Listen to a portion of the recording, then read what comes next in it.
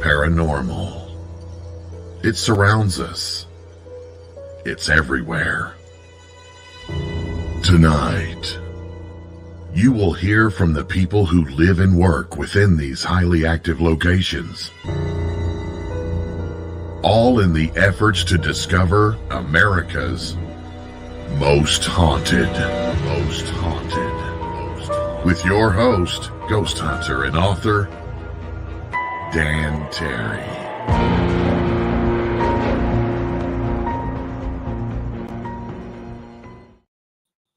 Good evening, boys and ghouls. I am Dan Terry, your ghost host with the most haunted. However, we're going to talk about some of the other great mysteries, and you guys have been around me long enough to know I like everything about this, whether it's cryptids, UFOs, giants, whatever. I'm into it, and I love this stuff. And who we're bringing you tonight is pretty incredible. Dennis Stone is the president of Americas Stonehenge, and I just got to chat with him for a while before we started, and the things he's got, I mean, it's so cool. It's like Stonehenge. They had stones there that told the passing of time, the stars, the movement. It's so cool. This place, his dad ran it before him, and it's going back. He's talked to me about people running it back into the 20s and 30s. Carbon-19 dating said these rooms, these stone walls and halls and all of that date back 4,000 years. Think about 4,000 years. Somebody was building these intricate, I don't know, calendars, altars, whatever they are. We're going to ask Dennis Stone about it because it's pretty cool. And it's been on America Unearthed, the X-Files, In Search Of, and the Holtzer Files. So he's been around a lot of the best, the greatest, and even a little bit of that Hollywood stuff. So let's bring up Dennis Stone, the owner of Americas Stonehenge. Dennis, the talk we had before this was incredible. Well, thank you, Terry, for having me on. I really appreciate it. So we talked a little bit, and I had mentioned, because I go in all these directions when I go into paranormal, you don't really think this is ancient alien related, even though those guys have been there. You're thinking these are human-made, correct? That's correct, yeah. It's a site of about 110 acres with stone walls, stone structures all over the hilltop. We're located in North Salem, New Hampshire, and it's one of about 800 sites that have been found across the Northeast, including part of Canada, from Ontario, Quebec, all the way down to Virginia. And it's like an ancient stone building culture, what we call lithic culture, that's, we think, unrecognized, kind of forgotten, and even in some cases ridiculed by mainstream archaeologists, academics, that kind of thing, and even the media. It's really a shame because these things are spread out all over the landscape, but I was just kind of like the Reader's Digest. On that 110 acres, we have about every different type of category of structure that's located across the rest of the Northeast. Yes, Ancient Aliens did a show on us, 2019. I think it was called the Ancient Druid Connection or something like that. Okay. And we've had everybody here but Giorgio visit us over the last. Actually, David Childress came here in the 1990s, and he put us in his book, The Lost Cities of North America, or in his book there. But more recently, Hugh Newman's been here, Andrew Collins, and I've done a couple radio shows with Andrew, Dr. Little from Memphis, and also Jim Vieira, who has been on a couple of History Channel shows, one about the Giants and also one about Roanoke. And I'm going to be on a show with him, maybe separately, but we're going to be on a show. They're going to be filming us in June from it's called Fox Nation. They're going to do a story about Stonehenge. They're going to include something about the Giants, and they reached out to us a couple of weeks ago while we were touring the country, looking at some of the ancient mounds, and that's kind of exciting. But Jim has been I've known him for years. Apparently his Facebook was hacked. He sent me a new request, and I wasn't sure if it was legitimate. So I got back to him, and then we started talking again. And I mean, we've always talked, but he mentioned that show too. I'm like, wow, we're going to be on that show. That's cool. So that'll be out in August. That show will be out. You'll see Jim on it. You'll see our site. And I'm not sure what else they're going to film besides Stonehenge in England. So another opportunity for people to see some of these ancient sites and some of the theories, discussed. Particularly, I think in that case, they're going to angle it towards the giants, So that kind of thing, So that's kind of something that we're kind of excited about too. So, do you have any reason to believe there was giants involved in this, or is this strictly regular man? Yeah, I don't know. They say that there's some evidence that during the Withen period, when we began getting pottery, some of the pottery that we have at our site is called Middle Woodland period pottery, was found at a glacial cliff shelter. However, on the main site, about a half a mile from this glacial cliff area, we found pottery that's historical, 1700s, 1800s. But there's another kind of pottery found in the 1960s, and actually go back to 1950s, that is called the North Salem plain pottery, and it looks very Western European. Kind of like what the bell beaker people were doing over in Europe. And there were reported to be some very, very tall bell beaker skeletons from anywhere from 6 feet up to 8 feet. And I think that might be discussed on that show coming out in August. So I think it's a theory. Jim Vieira can add a lot more light to that theory. And because his TV show is all about the lost giants. And that was on History Channel just a couple of years ago. And I have a friend from the West Coast. He's going to be here in September with a couple of archaeologists. He's kind of into the Nephilim. And he's written about us. We're on his videotapes. He's been on TV. He actually is the one that did the DNA on the Paracas skulls down in South America. And apparently they're a human, but a different species, according to the DNA evidence, So that comes up quite a bit. When you see the enormity of the size of the stones they moved at our site, up to 50 tons, you wonder, how did they do that with simple machinery? But they did somehow, So that does come up, that conversation. Unfortunately, New England has a lot of acidic soil, and bones only last a few hundred years, and then they dissolve back into the earth. Unlike the chalky soil of, say, England, which helps to preserve some of the skeletal remains. And I've been to England many times, but if there were ancient giants here or shorter people, we just don't have that skeletal evidence, right at this moment. So I will throw that out there for the listeners, So what people were around 4,000 years ago? Was that before they came over across the ice bridge or whatever from Russia? I think they're pushing the human existence in the Western Hemisphere going back now to about 30,000 years, which is pretty amazing. There's some arguments, 20,000 years, 30,000 years, and there is some evidence going back even into the six figures. In New Hampshire, we have Paleo, which is 10,000 years or before, and that's during the end of the Ice Age. And most recently, I heard in Keene, New Hampshire, as we were discussing earlier, Keene's about almost 100 miles by road west of here, near the Vermont border, near the Connecticut River. And they found evidence in that area of about 13,000-year-old human activity. That's surprising because the glaciers hadn't quite, the Younger Dryas was still going on at that time. It would have been pretty rough conditions, but they did. They apparently lived here. In northern New Hampshire, even further up north of the White Mountains of New Hampshire, that's a pretty, even today, if you go up there, it's like 10 degrees colder up there. It's just a very, they're still skiing up in northern New Hampshire, as a matter of fact. But they were there between 10 and 12,000 years, this human activity. So yes, we have human beings going on here.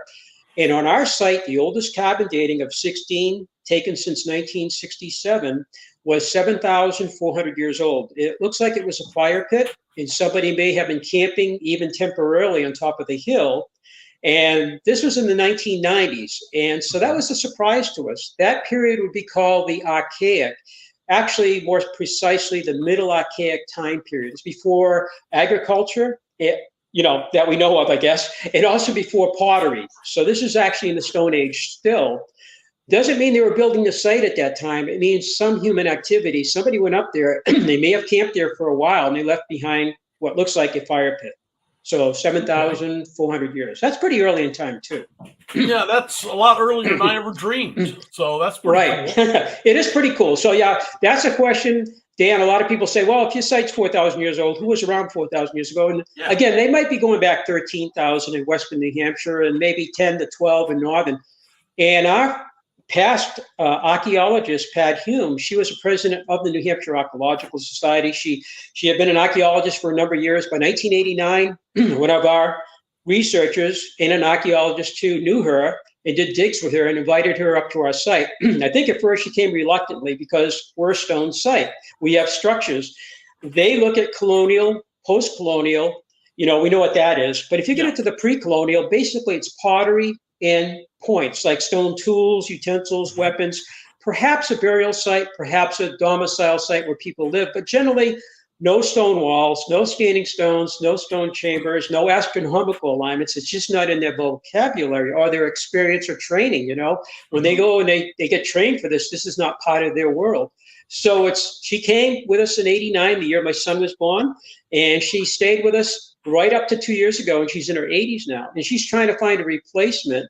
It's very difficult to find somebody that has the interest in something they haven't been trained in or that shouldn't exist. This site shouldn't really be here. It's an out-of-place archaeological artifact, if you will. It's called Upat, Upat they call it. So it really shouldn't be around, nor those other sites. I think there's a lot of reckoning to come with the media, archaeological establishment, the academia too, because these sites are here. You can go and visit them, you can see them, you can touch them, you can walk into them all over the Northeast. They can't ignore them forever. They have tried, and they say, oh, some crazy farmers must have built them. That's their proof. That's an opinion, I think, not really proof. Yeah. No crazy farmers. How many crazy farmers? And were farmers really that crazy to build stuff when they had to make a living? I don't know. Yeah, they had to work pretty much all the time to survive. Yeah, they did. And yet didn't have time to build towers that point to certain stars. Yeah, and in fact, that the alignments, work at a certain time in the past, going back at our site to about 1800 BC. So if they built the site in the last 200 years, they would have had to know that astronomical data, Oh, we got to set it up this way so it would work at that time, unless you want to consider our 57 alignments as all coincidental, and I think I had 1 or 2 coincidences, and I took probabilities and statistics in college. Probably could be a couple of coincidences, Yeah. But when you have all these alignments, there's a lot of explaining to do. Right. It wasn't the guy farming in the fields and tending to the cow. He didn't have time for this. So and he probably, knowledge. The knowledge, and he probably had an almanac, knowing when to plant the seed and when to harvest the crops. That's important too, Absolutely. But I think our site's a ceremonial site. I don't think it's a living site. We think it's a place where people probably had ceremonies during the astronomical alignments, maybe weddings, perhaps funerals, and other types of celebrations. And if you go to Western Europe, there are about 50,000 megalithic sites. Megalithic sites just means a huge stone site like Stonehenge, which is kind of unique, but there are about 50,000 others. And they generally were tombs, temples, and monuments, and the people lived in the area, but in hide, wood, or bark homes that are perishable materials, and they dissolve and disappear. So they have to use ground penetration radar, satellite imaging, thermal imaging to find these things. And they're kind of hard to find sometimes. You have to find, where do we dig, for these. Sure. But Stonehenge, obviously, you can see it. Stone is, pretty resilient, it stays there for almost ever. But again, Stonehenge is more of a ceremonial site. And they did find cremation ashes, so it was probably a burial site too of cremation ashes. But it was astronomically aligned. And our site is called Americas Stonehenge, not because of its form. As one blogger who was kind of a skeptic years ago said, well, I went there as a kid and I didn't see the replica of Stonehenge. It's not a replica. It's a relic. It's an ancient relic with a similar function as Stonehenge. But ours not only has a solar alignments with a cross quarter days, which I should say the quarter days, spring, winter, summer, and winter.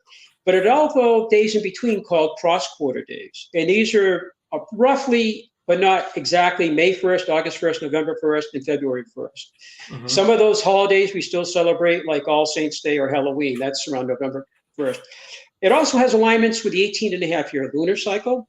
But beyond that, Stonehenge has those. But beyond that, we have 23 star alignments, aside from the true north alignment, which is with Polaris today, or Thuban 4,000 years ago. So we have about 57 alignments at our site today. So it's stellar, as you mentioned earlier when you were introducing me, and lunar and solar alignments too at the site. So whoever did this was very well educated in astronomy, mathematics, and building. Exactly. Yeah. And they probably, it's possible if it was some old world visitors, and that's still debatable, they were navigating using the heavens, the sun and the stars for navigation. So they would have been looking up too. Uh, so celestial navigation, and they would have been familiar with the movements above, and that would have helped them in setting up sites such as, Stonehenge over on that side, or some of the other 50,000 megalithic sites, which seem to also be aligned with different alignments with the sun or moon, like Newgrange in Ireland. I've been to Ireland. We've been to a lot of different countries. And the more they study these, the more they survey these sites, the more they seem to be aligned with what's above. So they say as above, so below, and they would orientate these structures towards the longest day of the year, shortest day of the year, the mid-year, or maybe a lunar alignment or a star alignment too. So we called ourselves Americas Stonehenge because of the function of the site, but not because of the form. It definitely looks different than Stonehenge. It does look more like some of the other megalithic sites we visited in France and England, and we've been over to Ireland and Scotland and Wales. But the name of it originally was the Stone Ruins in New Hampshire. When we opened up in 1958, we just had our 65th year open to the public last year. My dad quickly changed the name to Mystery Hill Caves, but the word caves caused some confusion. People thought it was like natural cabins or natural caves. Caves are in rock, cabins are in limestone. And people are coming looking for the caves. And there are chambers you can climb into, but they're all man-made. They're not natural. So the American Cave magazine had us listed as caves. And then my dad dropped the word caves in 1963 to just Mystery Hill. And that helped a little bit. So the American Cave magazine, I forget the actual name of it. It might have been the American Cave magazine. They started calling us the artificial caves, which is okay. But the name Mystery Hill first came out 1959, and a gentleman named Hill, his last name was Hill, Evan Hill, I think his name is. He wrote the Saturday Evening Post. We made a whole feature in there in 1959. Wow. It was kind of a big deal. Our second year we were open, and he called it kind of the Stonehenge of America, sort of like that, because of the big stones reminded him of Stonehenge in England, but he didn't know about the astronomy back then. Right. And it wasn't until 1965, after a book by Gerald Hopkins at the Harvard-Smithsonian Center for Astrophysics in Cambridge. And he also was at, I think, Boston College, I think. I get Boston University and college sometimes confused. But he was from England originally, and he wrote Stonehenge Decoded. I think his paper first came out in 63, but the book came out in 65, and we used to carry it in our gift shop for years and years and years. And it became a very popular, big hit. Yep. It also made TV in 1965. The same year it was introduced, there was a show on CBS when everybody watched like the three networks, and then there was National Educational TV, NET.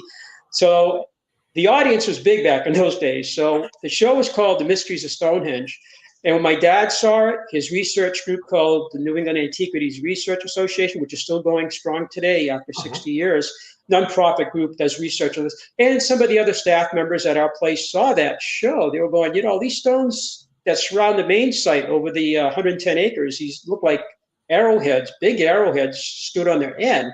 Maybe there's a reason for those. Maybe they're not just planted out in the woods randomly. Maybe there's an alignment with the sun, perhaps, that kind of thing.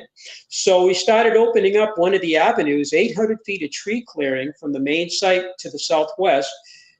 And they went out to that stone. They went beyond it so you could see the horizon. And it took quite a while to clear that.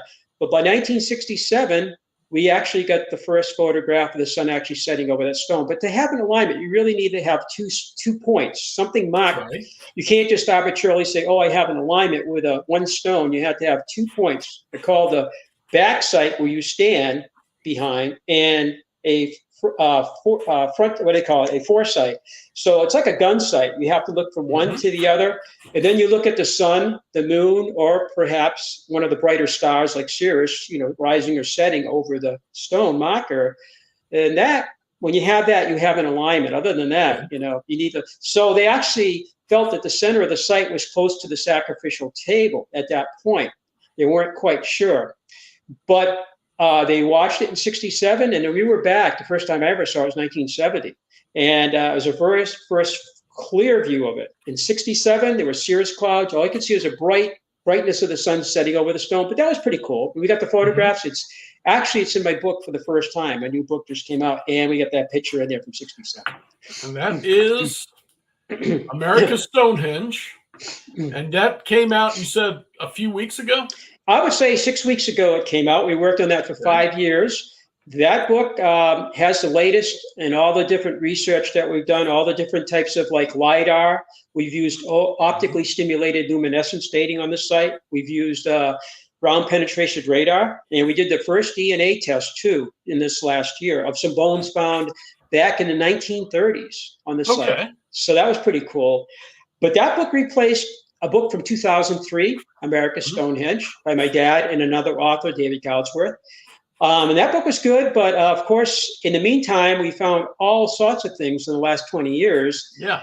But that book in 2003 replaced the 1977 book, Mystery Hill, and that replaced the 1946 book.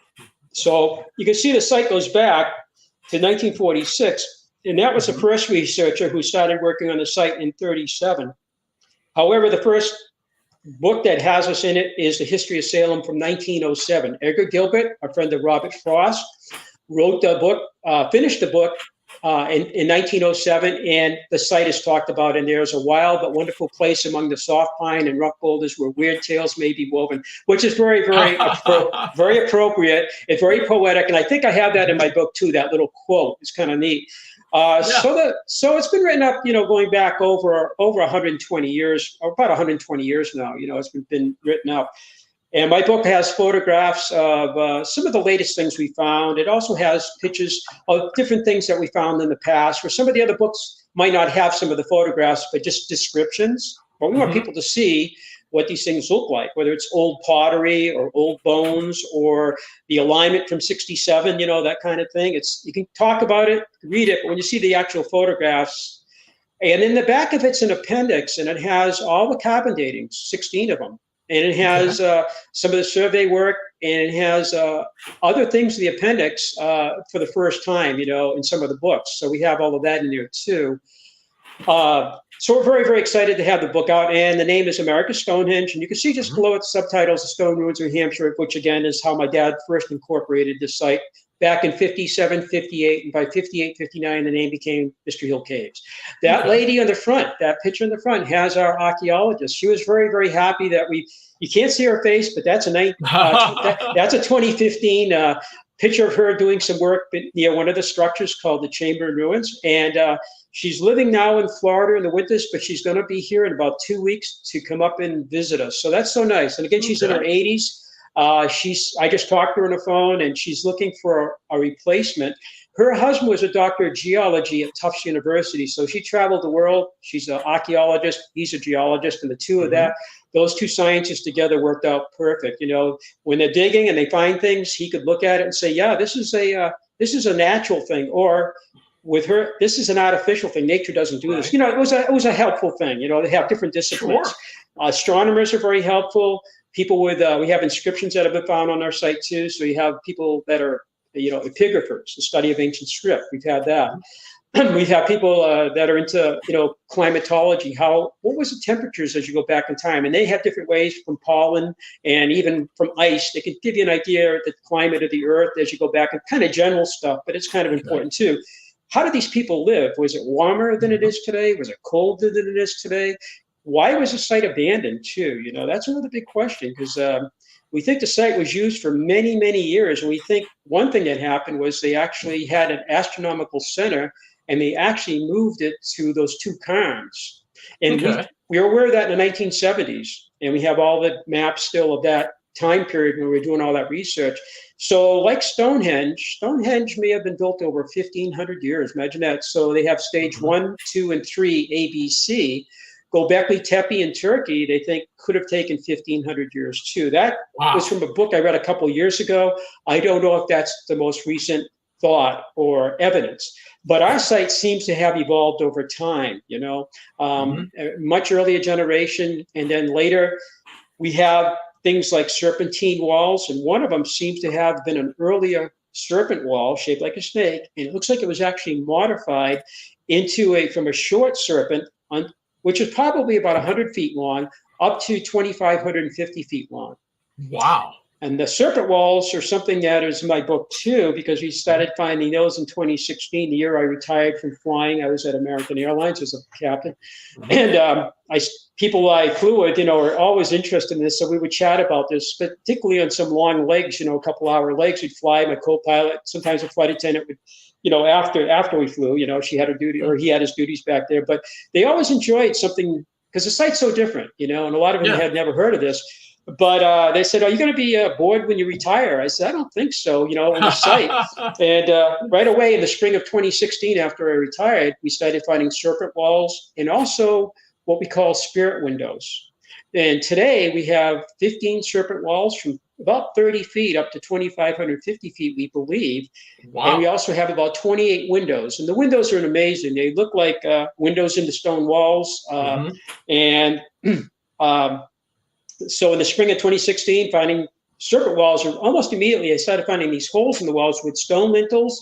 They were actually built holes, not where a rock fell out or somebody just left a space in the wall putting rocks together. These are actually kind of rectangular in shape. Some of them have sills on the bottom, so a lintel on top, a sill on the bottom. And of those 28 today, a couple of them have stone shutters that are actually fit into the hole to block it if you want. Some shutters are vertically stood up slabs, and I have pictures of that in my book, and others are like Venetian blinds, loose, flat stones stacked up inside the hole, like Venetian blinds. Okay. We have a couple of those. The other third type is with stone cobbles set inside the windows. We have about 3, I think we have 4 of those today. Just stone cobbles loose inside what would be the window. A friend of mine I did a radio show with, she's in England. She lives in Avebury. And she's really big. She's been on TV with Megan Fox's show on History Channel. Megan Fox had a one-year show about ancient sites. She's been on other shows. Her dad was here 45 years ago visiting us. But she does lectures in Sedona. She does lectures. She just went to Egypt. She just went to Malta. She's coming to Chaco Canyon in another month or so. And next year she's coming here for the first time, even though her dad was here decades ago. And she's going to do a whole weekend event we're planning here with her. Okay. She was with Patrick Stewart, the Star Trek commander at one of the sites in England, so she's pretty well known. She knows all the guys in Ancient Aliens, by the way. They're friends. And all those guys are all friends. But she sent me pictures of her windows, and they call them soul holes. The soul holes, the first one she sent me was in Dartmoor, England, at a megalithic site with a stone wall, which is ancient, and had the same kind of window we have. And they think the spirits would flow through the window. It's an ancient thought. So, hey, Dennis, hold on for a second. I need to take a quick pause, and then we'll come back and we'll hear more about the windows. Can you hold on? All right, brother. Hang loose. A lot of stuff here, a lot of interesting information, and here's some interesting information I want you guys to see. This is Margie Kay, and I'd like to say thank you to all of our KUNX show hosts, staff, listeners, and viewers for making us number 1 on Paranormal Talk Radio.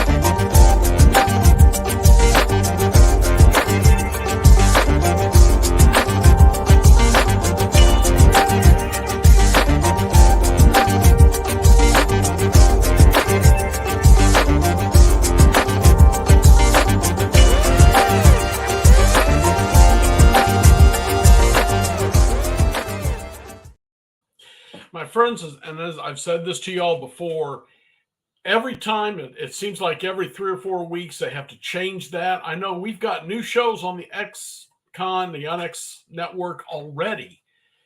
New shows just started this week. I think one's starting next week. They're going to have to remake that again because the network is growing and there's so much here that's free. And again, we're going to talk at the end of the show. I always spend some time there, tell you about the XCon, the magazines, all the neat things you can get. But for now, I got to get back to Dennis because I'm really digging this unknown history.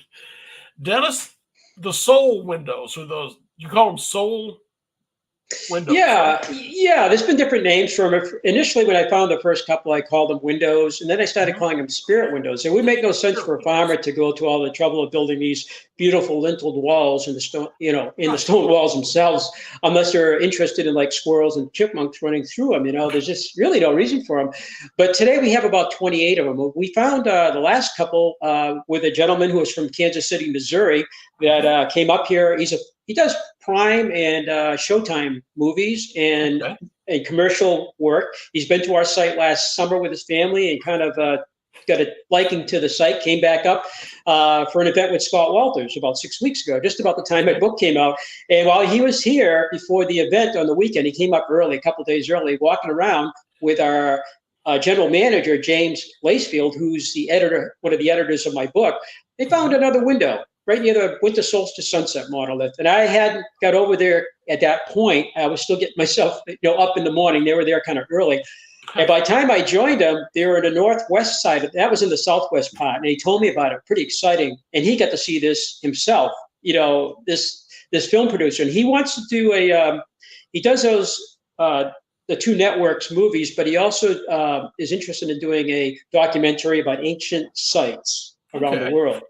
And definitely the Northeast sites will make that, some of the mounds out west and then over in Europe and so forth. But about an hour after they found that, I joined them. I found them out in the woods. And as we're walking around, we found another, what we believe is a serpent wall with a window in it. Some of the serpent walls have these windows. There's a couple walls that don't look like serpentine walls that do have the windows.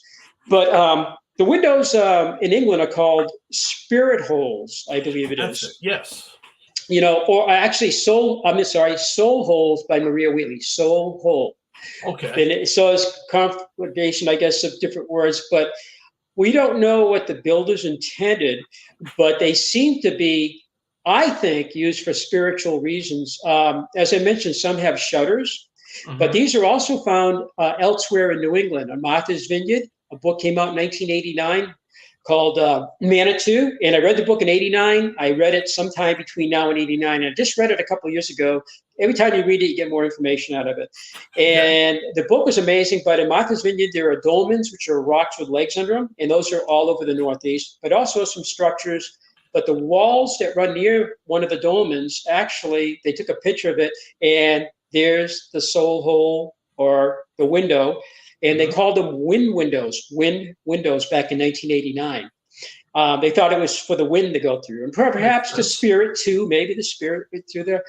But my friend Maria Wheatley was very familiar with those. And she sent me a picture after the podcast. She was writing a brand new book. So she said, this is like 4 years ago. Don't let it out yet because it's going to go in my book. They can read about it. Which is what we all do that. It's really cool. But now she's talking about them all. And because she just wanted to make the announcement kind of thing, and then and because it's out there, and she's wonderful. And then she started sending me this year pictures of serpent walls in England. And I've been to England. I never saw the serpentine wall, but they look like a snake. They have a head, a body, and tail. So in 2016, we found windows, the first couple, and we found serpents. And since then, we found, as I mentioned, 28 windows. And we just found the last two when that film producer was up from Kansas City, Missouri, and a serpent too. So it's pretty amazing. My dad had passed away in 2009, never knowing, and he used to go out looking at the walls all the time. Mr. Goodwin back in the 1930s. Yeah. He had 20 acres of the hilltop of the 110, so he didn't own the entire hilltop. And off that 20 acres, because he would kind of go out in the neighbor's property, and he'd see what is part of our site today, these standing stones and in the walls. And he said the walls are very curious. Farmers' walls in New England are about 240,000 miles. Started building them in the 1700s. Before that, apparently farmers used wooden wall. Like during the time of the Pilgrims and later, a lot of wooden fences. But then they started building stone walls, which are kind of permanent.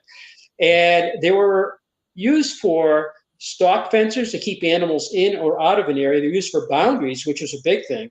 And they're also used to clear the fields of stones. When you're out there plowing, you do not want to hit your plow on a rock. And every spring, a new crop of rocks will get pushed up by the frost in the action of the winter. And so they would take those rocks and add it to the wall each year, you know. So these walls are historical. They have a lot of rounded rocks, and they're usually fairly straight or linear. But even my dad, and going back into the 30s, the researchers noted that these walls, they twist, they turn, they bend. They have a lot of big flat slabs stood up on end. And the ones on the end that are kind of almost rectangular shape, actually setting on their side, they're called orthostats. And they're also on the main side as part of some of the chambers. But in the stone walls, they stood up just like that, or they stood on the end as monoliths, like an arrowhead. And some of them are actually stacked up on top of one another, kind of like a lacework of stones stacked up. So they said these walls look different than farmers' walls. Our surveyor back in 1973, Charlie Pearson, started looking at the archives of the town records and everything of boundaries, and he could not see with our walls actually match old boundaries, except a couple down by the road, which we think are historical walls built by farmers. And again, farmers' walls fairly straight. You'll see a lot of rounded stones in them. Sometimes a few flat stones, but generally rounded field stones left by the glaciers. And again, they have enough walls in New England to go to the moon. We have the most walls built by our farmers or professional wall builders since about the 1700s, enough to go from here to the moon and beyond. So I thought Ireland had a lot. I've been in Ireland. But New England has historical walls. But what we're interested in these walls that don't look like farmers' walls. And they have windows. They have serpentine shape. Their bodies can undulate up and down. They can go sideways. We have one of them that actually comes back, and it looks like it's biting its tail. And in Old World, Egypt, Greek, and other cultures over there, as well as what I've seen in Native American artwork over here, particularly in the Southwest, and even in Mexico and so forth, the serpents worldwide, is snakes kind of biting the tail. And they do that in real life. They can. Yeah. And I've seen pictures kind of like, what are they doing? They're biting their tail. But it's called the Ouroboros. It's an ancient symbol, and it can represent infinity, wholesomeness. It can represent spirituality. The circle of life is a big thing. And there's artwork with earrings, pottery, and even carvings of the Ouroboros. We think we have today one of them that's 2,550 feet long. And we have two others that are smaller, shorter walls that look like they're biting their tail too. So we might have 3 Ouroboroses at our site. Wow. Farmers weren't doing that kind of thing. Again, we have very practical walls. And farmers work very hard, or they hired a professional wall builder. But again, they have a distinct look to agricultural walls versus the walls here. These type of walls are in the Hudson Valley. There's over 500 of these sites in Dutchess, Westchester, and Putnam County, right up from New York City. We just visited one of them on our little excursion across the country. It was a dolmen, North Salem, New York, the same name as our town. And last time I was there was about 1964, so I'm kind of dating myself. I was about 10 years old. We got back to it on our way west to see Cahokia and some of the ancient mounds out west. And but right around where we were over 500 of these chambers, standing stones, and they've been on Ancient Aliens too.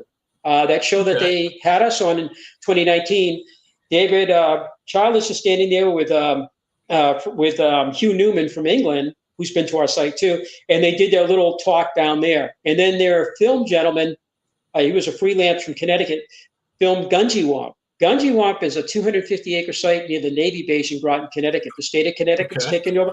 When you visit Gunjiwamp, it has resemblances to our site, including serpent walls. So they did that in us. They did put us on all 3 different places, the Hudson Valley, a couple of the chambers, not all of them, obviously, Gunjiwamp, and then they did our site on that particular episode. Right. But just east of Gunjiwamp, there's a town of North Stonington, Connecticut. In 2016, when I started finding my first serpent walls, my first windows, I had no frame of reference. I said, what do I got here? I don't know of anything like this. However, it was in that 1989 book, and when I read it, I just didn't pay attention to the window or the little serpentine shape they show. Right. I just didn't have any reason. I just read through it, skimmed through it. Okay, But now it's much more significant to me. But North Stonington, the book came out called Ceremonial Stonework in 2016. I went to an archaeological meeting in Groton, Connecticut with my wife, and we're looking at the book table where all the authors put their books. And I'm looking, I see the book, Ceremonial Stonework, 8,000 structures, 25 categories of structures. I said, this has to be the whole Northeast. And as I'm reading a little bit more into it, and this is before the gentleman spoke, he did a PowerPoint just after that. I said, wait a minute, this is North Stonington, Connecticut, 8,000 structures. We knew they're in Danbury, Moodist, Gunjewamp, all over Connecticut, but we never heard of North Stonington having anything. So he wrote the book about his hometown of North Stonington. And in there, when I start flipping through, one of the categories was serpentine walls. And I'm like, oh my God, that's just, there's over 400 of them in that town, from 30 feet to 300 feet, linear, rectilinear, like a head with a 90-degree or tail. Some of them are S-shaped like we have at our site, and some of them have that Ouroboros kind of look. But there's also windows there, and he has a different name for them, but they have the same category we have at our site. And then there's other features there too, like a wall shaped like the letter D. We have one at our site, south of the main site. I built a diorama of our site back in 1977 when I was in college. It's when you first walk into our visitor center, you'll see a diorama of about 30 acres, 15 acres of the alignments, the structures, and the D-shaped walls there. They're in North Stonington. After he spoke 1 hour, a lady from Colorado spoke in Denver, in east of Denver, where it's very flat. She mentions the counties below Nebraska. She's showing her D-shaped walls. She's showing her cairns. It looks like the same PowerPoint presentation he just gave, except without trees. It's very open and kind of flat too. North Stonington is not flat. And then she starts to show her serpentine walls right in that area east of Denver. Today, we know the serpentine walls go out as far west as Weed, California, right by Mount Shasta. I have 110 pictures of the walls. They have chevron shapes like we have at our site. We have 2 chevron shapes. We have other zigzag shapes. They got them there. And the serpentine walls are out in Weed. Okay. They're in Manitoba, up in Winnipeg. And a couple came down last summer, visited us. The sister moved into New Hampshire, so they're going to be back. They drove, though. They didn't fly. And on the way back, she's sending me pictures. She's working with Parks Canada, which is a national park system. Okay. And she's working on her serpentine walls there. And about 5 years ago, I found out down in Alabama, and we were just down in Alabama, but we didn't see him. We went to Mountville. Dr. Harvey Holstein from Jacksonville State University in Alabama actually has been working on his serpent walls since the 1970s. He calls them rattlesnake walls. And he has cairns, standing stones, and he's got a 40 square mile area with all of these stone features like we have up here in New England. And you don't hear about this on the media, except what we're doing right now, or academia, or the archaeologists talking about this. It's a whole thing across the whole nation. Serpent walls, windows, standing stones, and different wall patterns that look just like we have here. Across 3,000 miles from Canada right to the Mexican border. When you get to Mexico, because there's 100,000 temple sites, and I've been there a couple of times, but those are not, they're amazing, they're incredible, but they're not like controversial so much, like, oh, they're not old, they're built by some farmer. We know that ancient cultures built those. But these sites exist in the United States, they're being ignored. And thankfully, shows like yours kind of gets it out to the audience a little bit because we want to protect them, preserve them, research them, Yeah. And they are being damaged, and sometimes they're being bulldozed, because if you're a bulldoze operator and you're doing your job, you might just go right through them and not think twice about it. You're not being bad, you're just doing your job, but that happens, and we don't want that to happen. If we can build around them, don't, if you can. And that's being done up here a little bit now, Okay. Dennis, before we go, and I've got just a few minutes left, I do want to get some of the pictures that you sent and see if you can kind of tell folks what these are. Yeah, right. That's actually, it's not a very good picture. It's actually a stone that is about 14 feet. It was a monolith, 14 feet tall. The stone nearest you acted as a support at the base of it. The stone basically fell towards the distance away from you. And the top of it actually looks like the top of our summer solstice sunrise. It is actually a knot-shaped stone on top. And when it fell, I think it broke in 3 pieces. We have the whole thing diagrammed. It's in my book. The diagram of it's in my book. It is the biggest monolith, if that's what it was, on our site. It's about 14 feet tall. It looks like stones you'd see in Callanash in Scotland. And it is aligned with a star called Isa, which is in the constellations. And on Please forgive me if I mispronounce it. I did take astronomy in college, but I call it Bootes, and I know it's pronounced differently, but it's in that constellation. And for about 100 years, 4,000 years ago, that star would have gone right over the top of that during the course of the evening. And then as the Earth precesses and the Earth's tilt changes a little bit, it would no longer do that, So that's the biggest monolith. In fact, it's so big, we call it a menhir. And in Europe, they use that word for a very tall monolith, So it means long stone. That's just one of the 34, and that's not a picture, but if you look underneath the front of that stone, there's a little stone in front of it. Yeah. There are 34 of those, and some of them are quite large. I mean, between 10 and 15 feet long and about 5 or 6 feet wide, weighing a couple tons. And that's a small version of it, but they all have those little stones underneath it where they were actually lifting up bedrock, propping it, and then the edge of it was serrated. They were actually shaping it using stone hammers, which is verified by the state archaeologist, Dr. Gary Hume, who's going to visit us with our archaeologist, Pat Hume, coming up in May. They have the same last name. They're great friends. He was a state archaeologist with a doctorate. She was the president of the New Hampshire Archaeological Society. She's coming up from Florida, and they're all going to gather at our place, I think, at the end of May. But he verified that the big stone slabs all over the site and all the alignment stones that were actually taken off the bedrock were shaped using Stone Age technology of a hammerstone, kind of like making an arrowhead, but on a grand scale, not metal tools, not modern. So it's kind of puts it back into the Stone Age, if you will, technology-wise. So these guys were building monoliths, building serpentine walls with stone tools that they could use to worship, to mark the time of year, mark the movement of the celestial bodies. How? That's a great question. I think they were doing it empirically by watching very carefully the sunrise, sunset, moonrise, moonset, and also star alignments too. Yeah. They might mark it like at Stonehenge. They found where wooden posts were once stood up. We've been to Stonehenge a few times. We haven't been there in about 20 years, so we got to get back over there. They would mark it temporarily with wood, I think, and then maybe put up stone markers. Of course, you'd have to find the post molds where the stones, where the wooden post once stood, or something, But the soil on top of a hill is so thin that makes it a little more hard when you're looking at stones with only a couple inches of soil, and most of that's deposited by windblown particles and vegetation decay in the last several centuries. It's about an inch every 25. But on top of a hill like ours, we have washing. We have that erosion effect. So there's still bare bedrock from the time of the glaciers on top of our hill. But that's a great question. But they say some of the earliest astronomers were the sheep herders at night watching their flock. They would actually notice cycles of the sun, cycles of the moon, and also the stars doing their little thing in the evening. And they may have been some of the early astronomers going way, way back, perhaps. But if you're a hunter-gatherer, you wanted to know the migration of animals. So a calendar is important. If you're growing crops, a calendar is important. And that fell into their religious practices too, I think, very, very religious, I think. So that was part of it, I think. Speaking of.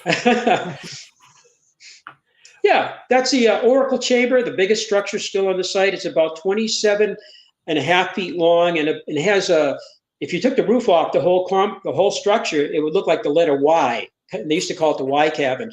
That part of the structure is core bell. That means each stone on top of the other stone and the walls actually come in a little bit. And it's an ancient architectural feature to kind of like make a ceiling and a real, like a beehive chamber you find over in Europe. And we have one in Upton, Mass. It's open to the public. You can visit it. It belonged to our Malcolm Pearson. I mentioned his name before with you before the show. He actually, my dad bought the property. His family bought 100 years ago a house with this big stone chamber in a yard about 50 miles from here. And it's the most beautiful chamber. It has a core belt ceiling. It reminds me of Newgrange in Ireland on the inside. And it has an igloo shape with a 14-foot entrance. And recently they did OSL dating, optically stimulated dating at our site, but also on that chamber.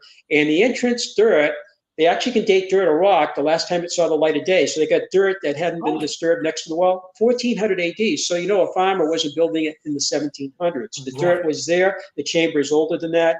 But that core belling is very important. By the way, one thing we found out recently with LIDAR is the floor plans of the chamber ruins, the Patty chamber, a courtyard where a house was built in the late 1700s, the Patty family, are all trapezoidal in shape. The sacrificial table groove is 9 inches shorter at the top than the bottom. It's trapezoidal in shape. And the LiDAR, which we used, was handheld, can see down to a centimeter. So it's very, very high resolution. We can see it with your eyes, but when you use LiDAR, you can actually use that to really do a lot of research. It's just amazing what LiDAR can do. And we're using ground penetration radar, and we're going to be taking that imagery, and they have the software to put it with the LiDAR for a 3D above and below the ground, which is pretty cool. We're doing that kind of technology too. All right. Hey, one more picture I want to get because it really looks cool. What was this one? Yeah, that we don't know what that is. Back in the 1950s, President Connecticut Archaeological Society worked with our site, Frank Glenn, an amazing archaeologist. He died in 1968. He did the first carbon dating on our site in 67, just before he passed away. But he called that the Mensel, M-E-N-S-E-L or something like that. He saw a lot of old world, particularly megalithic type Mediterranean stonework, and he thinks that was an altar. You see the little white paint in front of it. Those are historic drill marks. There are 3 of them right in the middle of that slab. Okay. And those were done with a star drill. Unfortunately, in that time period, the site was being taken apart in the 1800s, and they're using the stones elsewhere for projects locally, and they were dismantling the site. And that's where they put in a plug and a feather, which we have one of the toolkits that one of the quarrymen left behind 160 years ago. It's on display in fact, it's in my book. And they would actually hit that with a hammer, the plug that was between 2 feathers, and they split the front of that stone off, and they did that in a couple other areas of the site. They think today about 25% of the site is missing. And that's true of sites when you visit, no matter where you go. Like even you go to some of the sites like Avebury, where my friend Maria lives, and part of that's missing today. Why? Because you were actually dismantling it. Part of it is because they called it the demon site. They thought it was a devil site, demon, ancient, pagan, bad. They actually had a habit. Every so many years, they would go there and they'd build a bonfire, topple one of the monoliths, heat it up, pour vinegar or water, crack it, shatter it, and then they would use some of the stones for other building projects. But their intent was, because these were sacrilegious sites built by ancient, whatever, they wanted to destroy them. So that happened over there. But here, people took them away because they wanted some of the nice flat slabs that the ancient people had already quarried for them. So that's unfortunate, but it happened. It has happened. Yep. Well, Dennis, I'm afraid I'm running out of time, and we have got so much more to talk about because the history just keeps going. Oh, that's right. And I mentioned that cryptozoology. One of my dad's friends was Ivan Sanderson. And Ivan Sanderson's a gentleman who helped actually coined that term, they say. And Ivan was an amazing guy. And Hans Holtzer spent many years with us. And we've had other people like even Jeffrey Ash visit our site. He's still alive in England. He's a great author, King Arthur expert. But he wrote about us in 1961. And there's a picture of him standing by our sacrificial table. I found that out only a couple of years ago through going through all my dad's art. We have thousands of files, and we are digitizing them. And as we go through them, I'm learning so much that I either forgot or maybe didn't know in the first place. Although my experience goes back to when I was 18 months old, 1955. Again, I'm dating myself, when I first came to the site. So next year will be our 70th anniversary of being involved with the site, so. Well, Dennis, I appreciate you coming on. We're going to get you back here because I know we got a lot more to talk about there. The book is America's Stonehenge, and where can people get that? Yeah, it's on Amazon, and it's also in our gift shop. So Amazon, a lot of people have been getting on there. It's very simple, but it's in our gift shop too, in case you visit us. So and you've got a museum there also. We have an indoor museum with a gift shop. We have a book corner, and we have a 11-minute video. StonehengeUSA.com email address. You can actually pull up a free mobile app download. You can do a complete virtual tour on your couch at home. You can do a complete tour of our site by going to our website. It's free. But if you come and use it as you're walking around touring our site, it'll actually talk to you. It has pictures and text. Okay. And there's an 11-minute video on our website too, and you can actually preview that before you come and see if you're interested in actually visiting our site. But that's all free. You can see all of that. Give them the website. Yeah, the website is StonehengeUSA.com. All right, Dennis. Thanks again for coming on, man. This has been awesome. And if you'll hold on for a minute, I want to talk at you a little bit after the end credits here. Okay. Well, thank you so much, Dan, and I thank your listeners. I really appreciate being on. Looking forward to the next show. Thank you very much. We'll do this again because I know you got a lot more to talk about. All right, hang loose.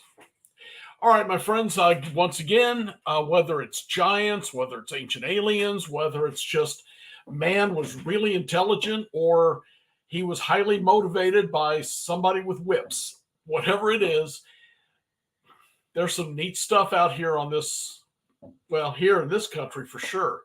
We have no idea how it got here. And I do believe, and maybe we'll bring this up to Dennis next time, I think the Smithsonian's been hiding stuff from us over the years. We've talked about it before with giants and all of that. But real quickly, I do want to make sure you all know, joining the Unearthed Network, go to unexnetwork.com. You can join up and get the magazines. These are just some of them. They're monthly, they're free, and they are sent out to you as a member. And they are sent to you by email. So you get the digital version. They're not laying around. You don't have to throw them away like we do the circulars from whatever. But these are written by some of the best, ghost people, cryptids, time travel, whatever it is, the experts are writing this. And I also want you to keep in mind the X-Con's coming up in October in Springfield, Missouri. We're going to have 3 days of lectures. We've got people there from all over. Peter Robbins. Boy, there's so many of them. I can't even begin to remember. Anyway, there's going to be a lot of them. I will be there lecturing, and I will be there running a ghost hunt, because last time we were there last year, we found out the place was very haunted. So try to make it to the X-Con, become members, watch what we're doing here, because there's so much going on. Just like people like Dennis, people you may never have heard of, places in this country you may never have heard of. And now you kind of want to go check it out, don't you? All right, that's it for me today, but I do want to remind you all to stay cool because summer's coming, and probably most important of all, stay spooked. Good night.